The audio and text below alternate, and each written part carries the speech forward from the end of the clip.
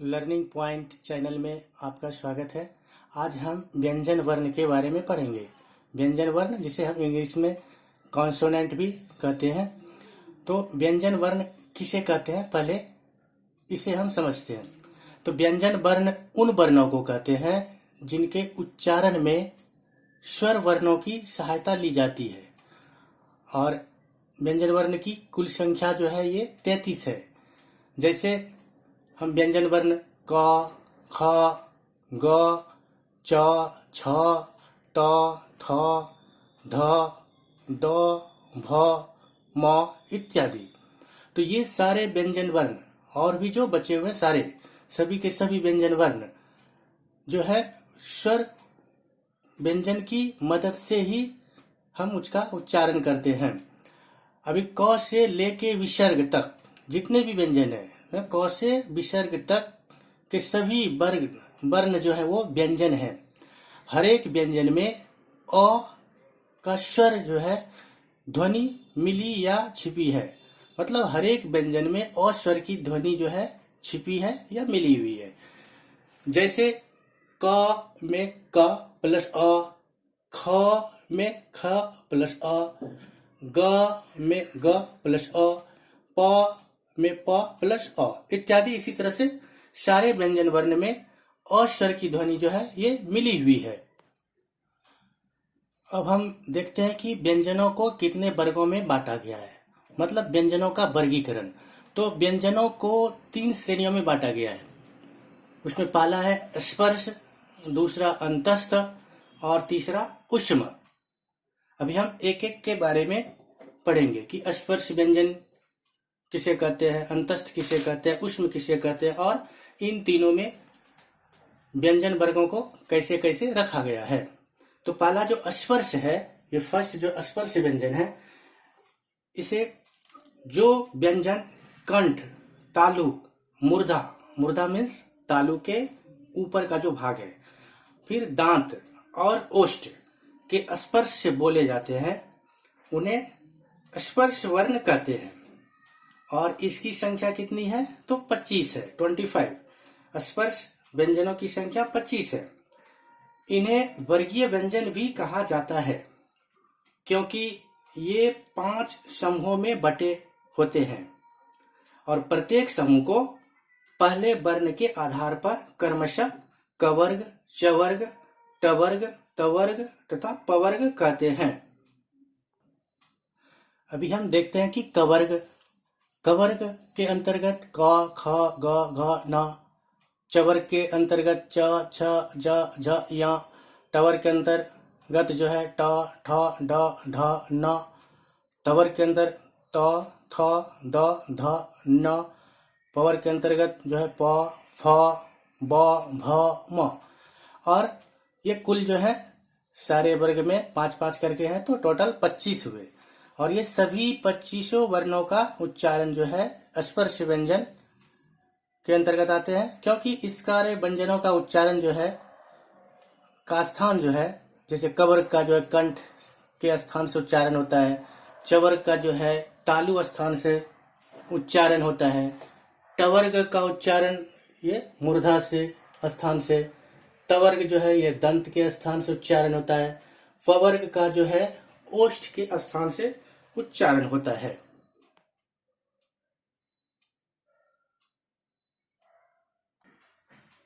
अब दूसरा जो व्यंजन का वर्गीकरण में आता है अंतस्थ।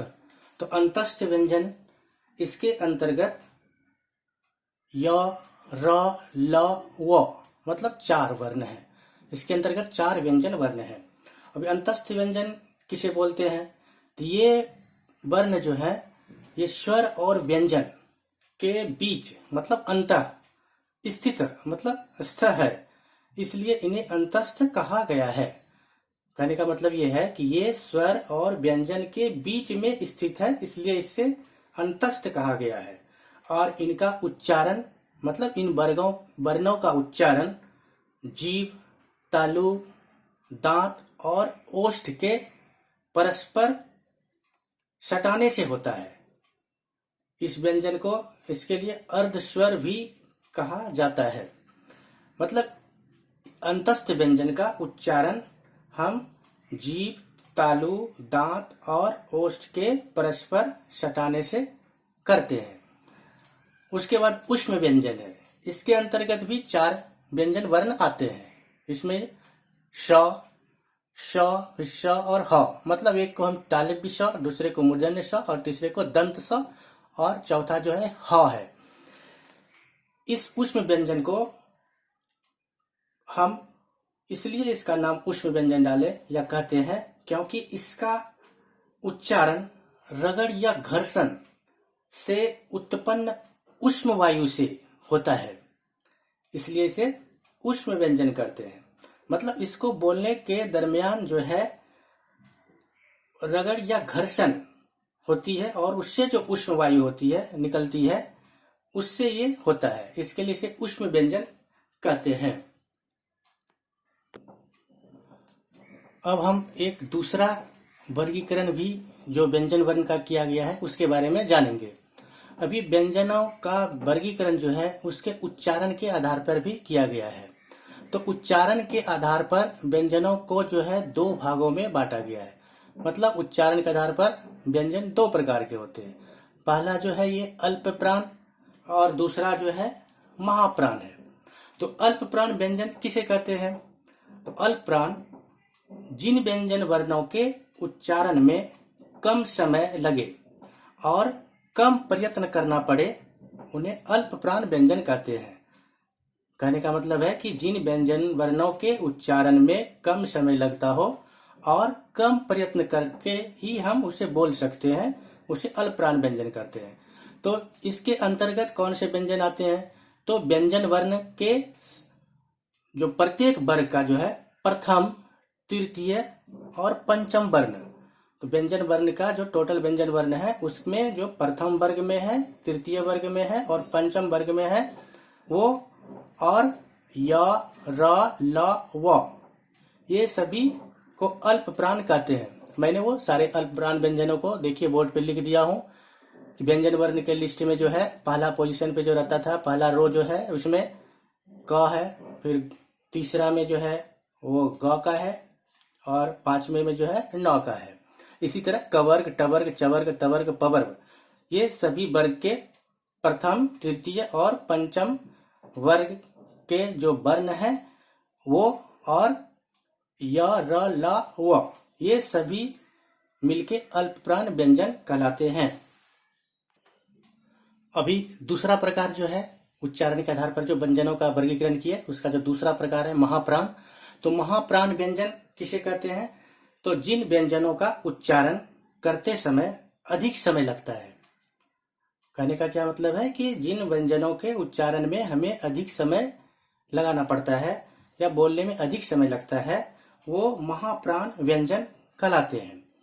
इसमें क्या है कि श्वास वायु अधिक मात्रा में मुख से बाहर तेज गति से आती है, तो ऐसे व्यंजन को हम महाप्राण व्यंजन कहते हैं। ये व्यंजन जो है व्यंजन वर्ण के श्रेणी में कौन कौन से वर्ण आते हैं? तो इसके अंतर्गत प्रत्येक वर्ग के द्वितीय, चतुर्थ वर्ण तथा तालव्य स, मूर्धन्य स, दंत स और ह, ये महाप्राण व्यंजन के अंतर्गत आते हैं। अभी प्रत्येक वर्ग का मतलब जैसे कवर्ग, कवर्ग का ख और घ, चवर्ग का छ और झ, टवर्ग का ठ और ढ, तवर्ग का थ, ध, पवर्ग का फ, भ और ये ढ जो है नीचे बिंदु वाला वो भी इसके अंतर्गत आता है। फिर श जो तीनों तरह के श होते हैं, तालव्य स, मूर्धन्य स, दंत स और ह, ये सारे महाप्राण व्यंजन के अंतर्गत आते हैं। अब अनुस्वार और विसर्ग, अनुस्वार और विसर्ग ये किसके अंतर्गत आएंगे? स्वर्ण वर्ण के अंतर्गत या व्यंजन वर्ण के अंतर्गत? तो अनुस्वार और विसर्ग ये दोनों भी व्यंजन ही हैं, क्योंकि इनके उच्चारण में स्वर्ण वर्ण मिला रहता है। अनुस्वार और विसर्ग को भी हम व्यंजन के अंतर्गत ही लेते हैं, क्योंकि इसके उच्चारण में हमें स्वर वर्ण मिलता है। जैसे आप देखिए ओ है और उसमें अनुस्वार दिया तो अंग हुआ, इसके साथ विसर्ग मिला तो हुआ। ये अयोगवा भी कहलाते हैं, क्योंकि ये अयोगवा इसलिए कहे जाते हैं क्योंकि ये स्वर के बाद किंतु स्वर से अलग मतलब अयुक्त लिखे या बोले जाते हैं। अभी ड के नीचे एक बिंदु देख रहे हैं और दूसरा ढ उसके नीचे भी एक बिंदु देख रहे हैं। तो ये दोनों जो है ये हिंदी के दो अतिरिक्त टवर्गीय व्यंजन है, मतलब टवर्ग के ग्रुप में ही आते हैं। ये भी ये टवर्गीय व्यंजन है। ड के नीचे एक बिंदु और ढ के नीचे एक बिंदु, ये दोनों टवर्गीय व्यंजन ही है। ये शब्द के शुरू में नहीं आते हैं। ये दोनों जो है वर्ण किसी भी शब्द के शुरुआत में नहीं लिखे जाते हैं और इनका किसी व्यंजन से संयुक्त रूप भी नहीं होता। मतलब ये दोनों वर्णों से कोई भी शब्द शुरू नहीं होते और ना तो इनका किसी व्यंजन से संयुक्त रूप भी होता है। अभी हम देखते हैं कि संयुक्त व्यंजन कौन कौन से हैं। तो अक्ष, त्र, ज्ञ और श्र, मतलब ये चार जो है संयुक्त व्यंजन है। तो संयुक्त व्यंजन किसे कहते हैं? तो संयुक्त व्यंजन जो अक्ष, त्र, ज्ञ और श्र है, ये ऐसे व्यंजन है जो दो व्यंजनों के मेल से निर्मित है। दो व्यंजनों के मेल से निर्मित होने के कारण इसे संयुक्त व्यंजन कहते हैं। जैसे हम देख रहे हैं अभी बोर्ड पे कि जैसे अक्ष है तो ये व्यंजन जो है क और श, ये दो व्यंजनों के मेल से बना है। से त्र जो है ये त और र व्यंजनों के मेल से बना है। ज्ञ, ज और य व्यंजनों के मेल से बना है। श्र, ये श और र, ये दो व्यंजनों के मेल से बना है। इसमें क्या है, इनका पहला व्यंजन जो है, इनका पहला व्यंजन जैसे क है, इसका त है, इसका ज है, इसका श है। तो इसका पहला व्यंजन जो है ये स्वर रहित और दूसरा व्यंजन जो है वो स्वर सहित, मतलब दूसरे व्यंजन में स्वर व्यंजन भी मिला हुआ रहता है। हर व्यंजन में देखिए दूसरा व्यंजन जो है दूसरे में स्वर है, इसमें भी, इसमें भी, इसमें भी और इसमें भी। और पहला व्यंजन में जो है ये स्वर रहित है, स्वर रहित, और दूसरा जो है स्वर सहित। तो ये दूसरा व्यंजन स्वर सहित होता है। तो ऐसे व्यंजन को हम संयुक्त व्यंजन कहते हैं। और इसका उदाहरण शब्द के रूप में जैसे अक्ष है तो इसका शब्द में बनाया क्षमा, कक्षा। त्र, इसके द्वारा जो शब्द बनाया मैंने पत्र, छत्र। ज्ञ, इससे निर्मित शब्द जो है इसे ज्ञानी, प्राज्ञ। श्र, इसके द्वारा बनाया मैंने शब्द श्रम, श्रमिक। ऐसे आप बहुत सारे शब्द बना सकते हैं इन सारे संयुक्त व्यंजनों को लेकर। अभी है संयुक्ताक्षर। संयुक्ताक्षर में दो या दो से अधिक व्यंजनों का मेल होता है या तो रहता है और दोनों के बीच स्वर नहीं रहता है। संयुक्ताक्षर में दो या दो से अधिक व्यंजन का मेल होता है और दोनों के बीच स्वर नहीं रहता है।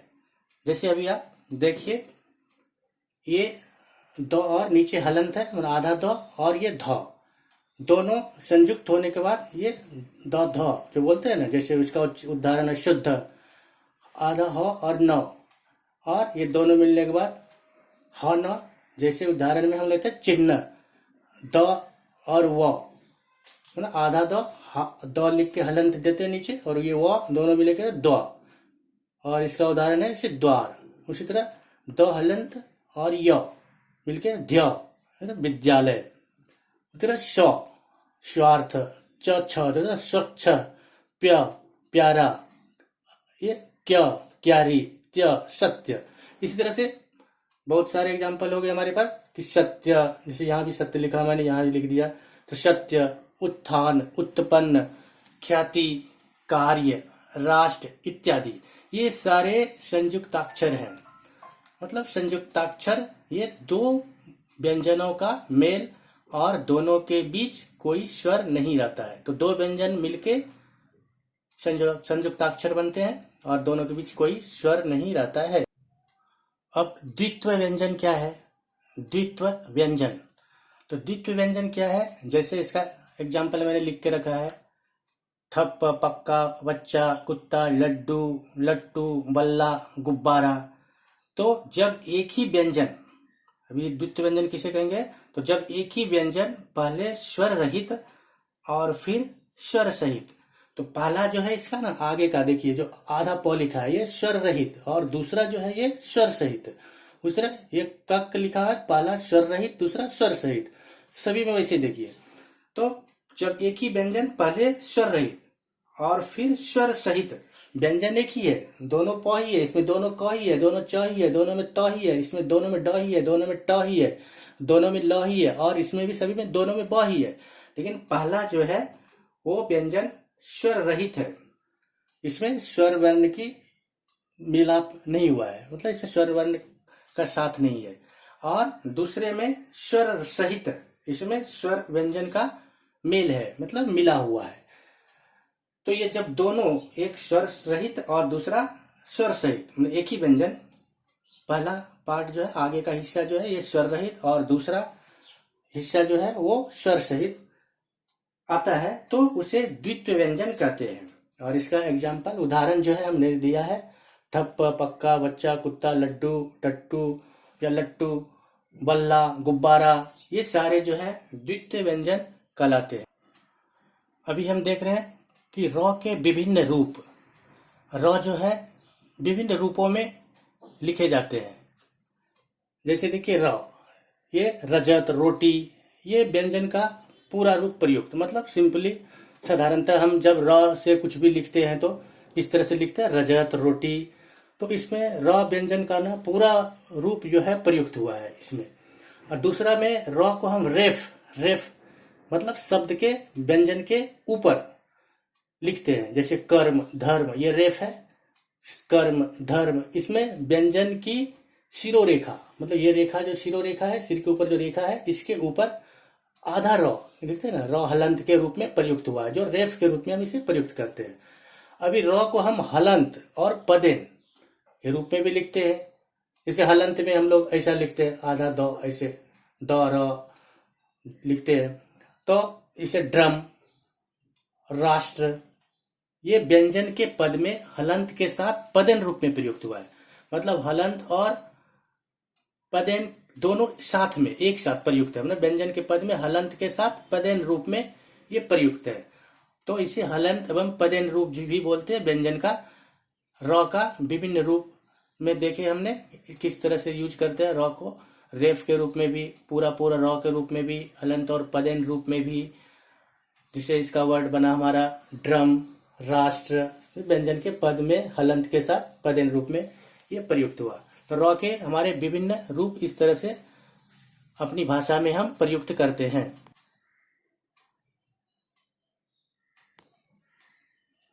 अभी हम र और री दोनों में क्या अंतर है और इसको कैसे लिखते हैं ये देखते हैं। तो र का प्रयोग हम लोग ने अभी जस्ट इसके पहले देखा और पढ़ा कि र का प्रयोग विभिन्न रूपों में किया जाता है, जिसमें मैंने देखा र का प्रयोग जो है पूरा व्यंजन के रूप में हुआ, शिरोरेखा के ऊपर आधा र के रूप में हुआ, पदेन रूप में हुआ, हलंत और पदेन दोनों साथ में इस तरह से हुआ। उसके बारे में तो हमको मालूम चल गया कि र का हम कैसे यूज करते हैं, प्रयोग में कैसे लाते हैं। अब ये री जो है, री, ये र का प्रयोग विभिन्न रूपों में किया जाता है, जबकि री का प्रयोग जो है व्यंजन के पैर में, व्यंजन कोई भी व्यंजन है उसके पैर में ऐसा री, जैसे ग के पैर में नीचे ये री, म के पैर के नीचे री, ऐसे करके यूज करते हैं। किसी भी व्यंजन के पैर में जो है इस तरह का चिन्ह ये री को दर्शाता है। तो गृही, मृग, ये हम री का प्रयोग किसी भी व्यंजन के साथ करते हैं। अभी हम देख रहे हैं कि मैंने शीर्षक में डाला है वर्ण विच्छेद। तो वर्ण विच्छेद किसे कहते हैं? तो किसी भी शब्द के स्वर एवं व्यंजनों को अलग अलग करके लिखना ही वर्ण विच्छेद कहलाता है। मतलब इसमें हम कोई भी शब्द है उसके स्वर और व्यंजन को अलग अलग करके लिख देते हैं। तो ये हमारा वर्ण विच्छेद कहलाता है। जैसे अभी मैंने देखिए लिखा है पुस्तक। तो पुस्तक में जो व्यंजन है प है, श है, त है, क है, ये व्यंजन को अलग कर दिया। और प के साथ कौन सा स्वर लगा हुआ है तो ऊ है, फिर ये अ है, फिर यहाँ पर अ है। तो सारे को तोड़ दिया। पुस्तक को पू को तोड़ा मैंने, प हलंत प्लस ऊ। और जो आधा स्व दिख रहा है इसको आधा स्व है, इसके साथ कोई स्वर नहीं है। फिर ये पूरा त है, इसके साथ स्वर है। फिर क पूरा है तो क आधा क हलंत और उसके साथ अ। इस तरह से इसको तोड़ दिया। तो पुस्तक का वर्ण विच्छेद हो गया प प्लस उ प्लस श प्लस त प्लस अ प्लस क प्लस अ। उस तरह विद्यालय, तो विद्यालय में सारे व्यंजन को अलग कर दिया। ये व्यंजन, ये व्यंजन, ये व्यंजन, ये व्यंजन, ये व्यंजन, और इसके साथ स्वर जो है उसको अलग कर दिया। से वी के साथ स्वर जो था ये हर्ष ही था, आगे से ई। द के साथ य भी मिला हुआ है और इसके साथ स्वर है आ। फिर ल है, इसके साथ स्वर है अ। फिर य है पूरा, इसके साथ अ मिला तो य पूरा हुआ। तो इस तरह से सारे व्यंजन और स्वर को अलग अलग करके तोड़ के मैंने लिख दिया। तो ये हो गया वर्ण का विच्छेद, है ना। वर्ण विच्छेद में शब्द के स्वर एवं व्यंजनों को अलग अलग करके लिख देते हैं, तो उसे वर्ण विच्छेद कहते हैं। अभी मैं देखिए आपके बोर्ड पे सारे व्यंजन वर्ण को एक साथ एक ही स्थान पे लिख दिया हूँ। कवर्ग, चवर्ग, टवर्ग, तवर्ग, पवर्ग, मतलब ये स्पर्श व्यंजन टोटल जो है 25 है, एक जगह है। फिर अंतस्थ व्यंजन ये 4, उष्प जो व्यंजन है वो भी 4, और ये ढ और ढ जो है ये 2, और उसके बाद अनुस्वार और विसर्ग जो अयोगवा है वो 2। तो ये ढ और ढ जो है ये जो 2 हैं, इसे हम तल बिंदु वाले वर्ण भी कहते हैं। इसको हम तल बिंदु वाले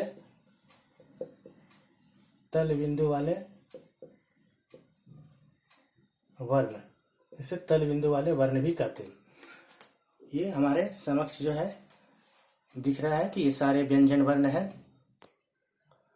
अब हम वर्णों के या हिंदी ध्वनियों के उच्चारण स्थान के बारे में जानेंगे कि हिंदी ध्वनियां या वर्णों का उच्चारण स्थान मतलब बोलते समय ये हमारे मुख के कौन से भाग से, कौन से हिस्से से इसका उच्चारण होता है। तो भी हम देखिए यहाँ लिखा हूं स्थान, फिर ये वर्ण और ये नाम। तो स्थान हमारे मुख का जो है कंठ है, तालु, मुर्दा, दंत, ओष्ठ, कंठ तालु, कंठ ओष्ठ, दंत ओष्ठ और ये नासिका। तो इनका स्थान जो है हमारे मुख के अंदर है। और इन स्थानों से कौन कौन से वर्ण का हम उच्चारण करते हैं। तो कंठ से देखिए अ, आ, क, ख, ग, घ, न। तालु से ई, च, छ, ज, झ, य, यस, य, श। मुर्दा से री, ट, ठ, ड, ढ, न, र, श। दंत से त, थ, द, ध, न, ल, श। ओष्ठ से उ, प, फ, भ, ब, म। और कंठ और तालु से ए। कंठ और ओष्ठ से, जिसको कंठोष्ठ बोलते हैं, ओ, औ। दंतोष्ठ मतलब दांत और ओष्ठ का यूज होता है, इसमें प्रयोग होता है। तो वह नासिका, नासिका से नाक से ये न, य, न, म। तो इसका नाम भी हम कर दिया है, नामकरण भी कर दिया। जैसे कंठ से जो वर्ण का उच्चारण हो गया उसको कंठीय वर्ण, तालु से जिन वर्णों का उच्चारण हुआ उसको तालव्य वर्ण, मुर्दा से जिन वर्णों का उच्चारण हुआ उसे मूर्धन्य वर्ण, दंत से जिन वर्णों का उच्चारण हुआ उसे दंत्य वर्ण, ओष्ठ से जिन वर्णों का उच्चारण हुआ उसे ओष्ठ्य वर्ण। कंठ और तालु मतलब कंठ तालु से जो वर्णों का उच्चारण हुआ उसे कंठ तालव्य वर्ण। कंठोष्ठ से जिन वर्णों का उच्चारण हुआ उसे कंठोष्ठ्य वर्ण। दंतोष्ठ से जिस वर्ण का उच्चारण हुआ उसे दंतोष्ठ्य वर्ण। और नासिका से जिस वर्ण का उच्चारण हुआ उसे नासिक्य वर्ण कहते हैं। और ये न जो है, इस न को अनुनासिक मूर्धन्य वर्ण कहते हैं। या इसे हम लोग जनरली यूज में, सामान्य तरह यूज में हम इसे मूर्धन्य न भी पढ़ते हैं, बोलते हैं। तो ये मूर्धन्य न यह है अनुनासिक वर्ण है, अनुनासिक मूर्धन्य वर्ण है, जो न की तरह ही शब्द के अंत में आता है। इस न का प्रयोग हम किसी भी शब्द के शुरुआत में नहीं करते हैं, लेकिन इसके कुछ अपवाद भी हैं। जैसे हम देखिए अंत में नहीं हुआ यहाँ पर, जैसे परिणाम, यहाँ पर इस न का प्रयोग जो है शब्द के अंत में नहीं हुआ तो ये अपवाद कहलाते हैं। तो जैसे परिणाम है, प्रणाम है आदि। तो अभी हमने देखा कि हिंदी में जो है जो वर्ण है उच्चारण के लिए या हिंदी भाषा को लिखने के लिए, पढ़ने के लिए, बोलने के लिए, ये सारे वर्ण के बारे में पूरा विस्तार से मैंने आपको बताया।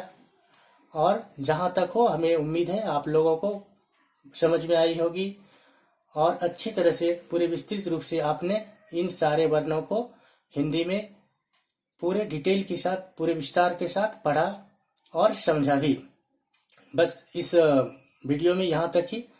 आप हमारे चैनल को सब्सक्राइब कीजिए, बेल आइकन को दबाना मत भूलिए और लाइक कीजिए।